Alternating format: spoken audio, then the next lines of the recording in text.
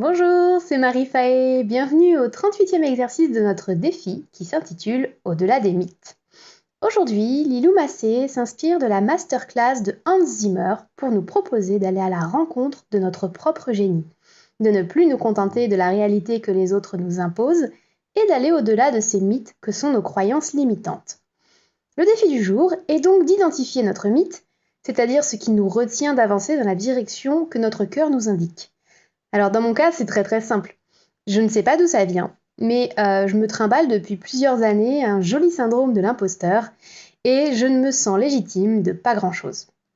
Alors, vous imaginez bien qu'avant de pouvoir monter ma boîte de faiseuse de câlins, il y a des verrous que je vais devoir faire sauter. Déjà devenir mon propre patron alors que j'ai toujours été fonctionnaire, c'est une belle étape qui implique de belles responsabilités qui implique également de mettre à jour mes connaissances juridiques et économiques, et j'en passe, alors que c'est loin d'être des domaines qui me font vibrer.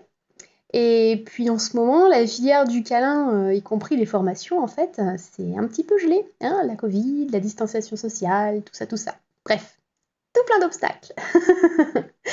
Mais je sais que c'est pas impossible, que je pourrais tout à fait monter ma boîte dans un premier temps, qu'il est légal de travailler à 115%, ce qui signifie que si la commission de déontologie valide le concept, je pourrais rester à 80% dans mon poste actuel dans un premier temps et être câlineuse à tiers-temps. Et voir si ça fonctionne. D'ailleurs, aucune formation en fait n'est obligatoire pour faire ce boulot. Bref, absolument rien ne m'empêche de me lancer, si ce n'est la pandémie actuelle. Il faudrait que j'arrête de me cacher derrière des verrous imaginaires et que je fasse sauter tout ça. Qui sait, mon projet pourrait bien fonctionner quand tout sera revenu à la normale.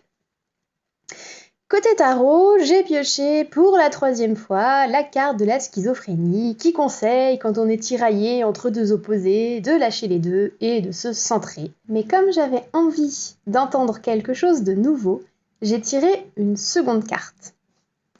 Je vous montre. Cette fois-ci, j'ai tiré la carte de la guérison. Est-ce qu'elle passe? Oui! La carte de la guérison, donc. Hop! Qui représente un homme nu, vulnérable, ouvert au contact affectueux de l'existence, qui symbolise l'attitude d'ouverture et d'acceptation qui permet aux profondes et anciennes blessures de faire surface, prêtes à être guéries. Le livret nous dit que nous nous sentons blessés parce que nous sommes disposés à être blessés, tel quelqu'un qui attend les coups. Et pour ça, nous pouvons remercier notre mental, #ironie.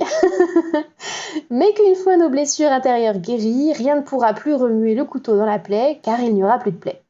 Il convient donc d'être dans une posture d'acceptation pour atteindre la guérison. Voilà pour aujourd'hui, je vous dis à demain pour le 39e exercice du défi. D'ici là, prenez bien soin de vous. Bye!